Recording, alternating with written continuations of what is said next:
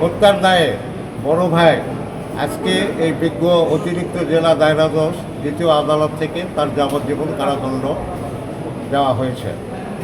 এখানে উল্লেখ থাকা যে জমি জমা নিয়ে এই ছোট ভাইয়ের সঙ্গে বড় ভাইয়ের বিরোধ, মাছঙ্গের উপরে শুয়েছিল। বড় ভাই কর্মকার ছিল, সে ওই হাতুড়ি দিয়ে এই ছোট ভাইকে পিছন দিক থেকে তার মাথায় আঘাত করে সেখানে গুরুতর রক্তাক্ত জখম হয়।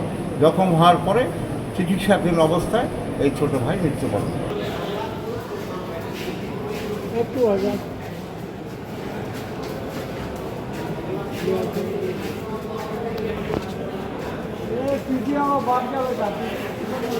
আবার মাছ যাবে নাকি?